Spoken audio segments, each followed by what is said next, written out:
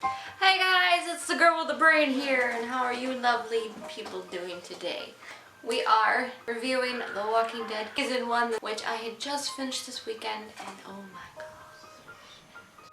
Here I am to talk about it and get my feelings out, because I really need to after such an emotional thing like that.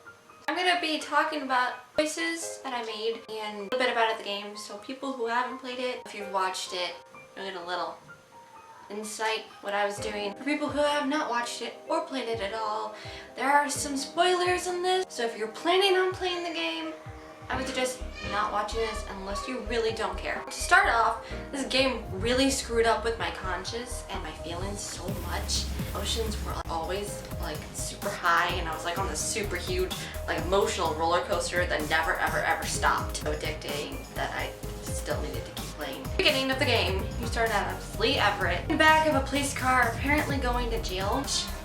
The problem with that was, even though I completed the game, I never actually found out if he was actually guilty of killing the guy that he supposedly murdered. And so that kind of bothered me, because along with that, there's a whole bunch of questions I still have about the game are still unanswered, and I don't know if that's because I didn't investigate them more.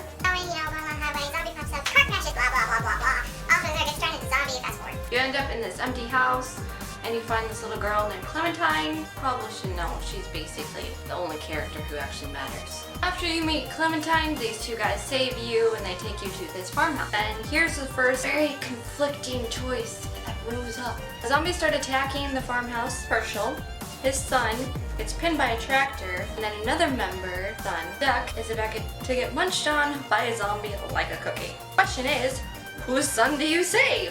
Obviously, in the heat of the moment, I chose Duck, the little boy. And it's Sean's turn to be a cookie. The problem I had with this choice is I found out later on that no matter who you save, Sean's always gonna die. You could jeopardize your relationship with Kenny and save Sean, and you'd still get no benefit from that, because Kenny would hate you, and Sean doesn't even end up living. So there's no benefit to that at all. It just frustrates me.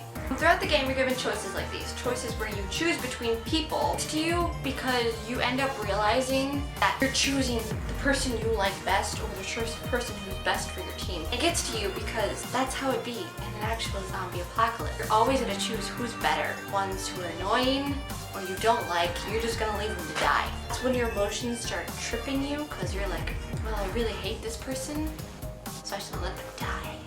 Then you're like, oh, makes me a terrible person.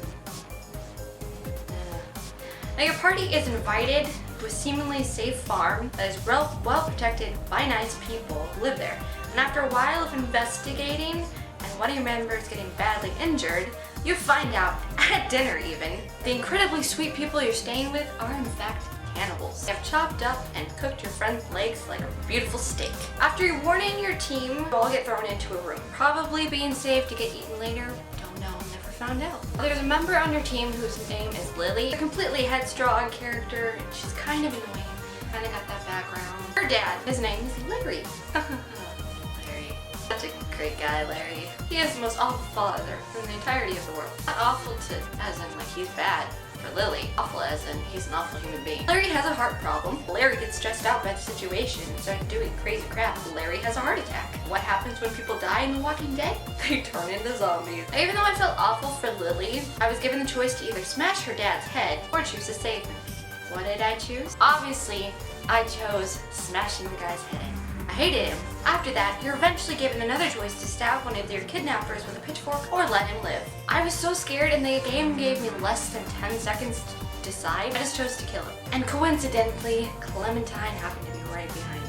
At the end of the episode, the mother is turned into a zombie. I've killed one of the brothers. The other brother, while he's like sitting there all crazy and talking to you, started to realize that I'd literally torn his whole world away from him. And I left him sobbing on the ground, the pouring rain with no family, all alone.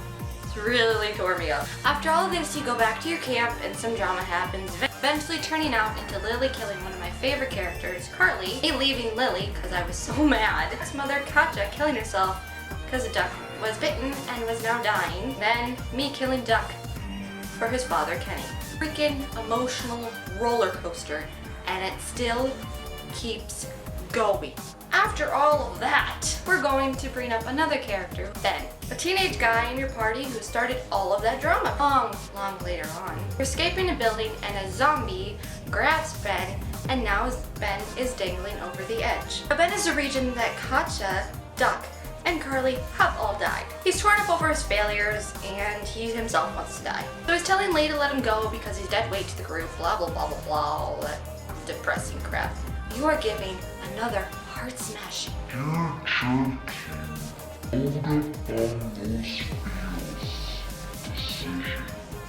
Save him or to let him die.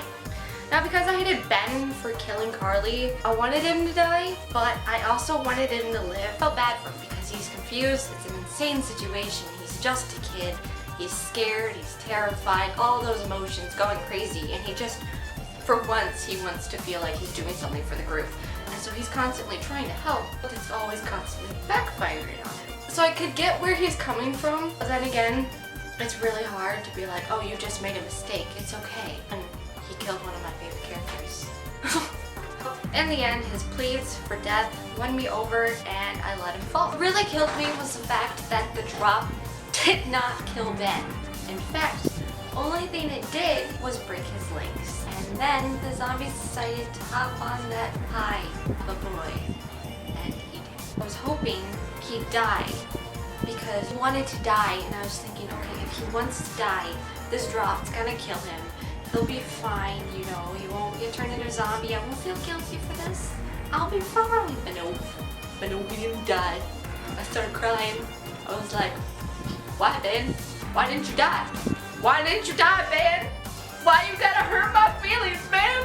Very much later on in the game, after Ben dies and all that junk, Lee ends up getting bitten by a zombie and having to save Clementine from some crazy dude. Eventually, he starts turning into a zombie despite my efforts and chopping off his arm. Clementine either needs to kill you or to leave you. I made her kill me. And the most heart-wrenching part about that was me choosing the words, I'll miss you. Summon the tears, people. Feel the feels. The conclusion being is that The Walking Dead Season 1 is an incredibly amazing, fantastic game. The way you connect to the characters and attach them or hate them with an incredibly burning, fiery passion is just amazing. Telltale Games did a great job in giving you choices and choosing your path and your personality. I heard that some people complain that the choices you make don't matter in the game and they won't affect you. But in reality, they do. When you make a choice, it alters the way that people think of you and the way they act around you. It doesn't alter the actual gameplay, but in the end, I realized that backing up Kenny so much in the game and becoming his friend, I earned his trust, and because of that, he was more willing to help me in the end. And that right there is incredibly realistic, because I think even though it doesn't alter the actual gameplay, it really makes you connect more to the characters. You know, if you act like a complete jerk, everyone's gonna hate you. But if you back people up and you gain their trust, everyone's going to be willing to help you.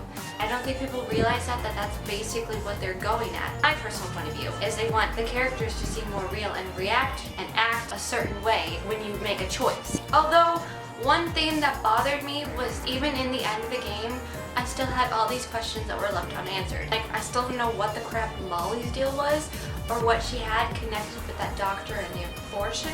Previously stated whether Lee actually did kill that guy. A lot more questions, but I kind of forgot them because I have a crappy memory. It's just me and the lack of not talking to people in the game and questioning them about these things. We don't know down in the comments because I actually really like to answer these questions. But if it really is a thing with the game, that just really bothered me because even though in actual realistic zombie apocalypse world, it wouldn't really matter and people wouldn't be willing to tell you. But because it's a game, I'm really curious and I really want to know. Another thing that was frustrating to me was when you are given the choice to choose what you want to say and reading a certain thing in a tone where you read it like in a nice tone, and then him saying it and it completely sounds like he's pissed off or a completely different tone and attitude than you thought it was. That was something that was frustrating to me because I was trying to be a good person and sometimes I just came off as a really big jerk. But it's to be expected in games like these because you can't hear them saying it. So again, you know, it's to be expected. It's not a big deal. It was just frustrating at times. I believe I had more problems with the game. But again, really crappy memory here. I would definitely recommend this. I'd like to hear your thoughts about the games, like the pros and cons of it, or what you liked about it and what you didn't like about it, down in the comments below. I hope you guys enjoyed this video and enjoyed me talking about my feelings, because I need to talk about them more. If you liked this video, smack that like button really, really, really, really hard without actually physically damaging yourself. If you do damage yourself, I will personally send you a helicopter. This is not a scam, I promise you. I have plenty of helicopters out there for everybody who damages themselves. Plus, you'll also get some ice cream. And I don't care what your favorite kind of ice cream is, because you are getting strawberry ice cream, whether you like it or not. It's your own fault for damaging yourself.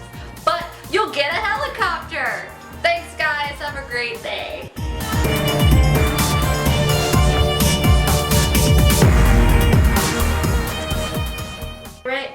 In reality they do, just not okay. Which in reality I can't talk.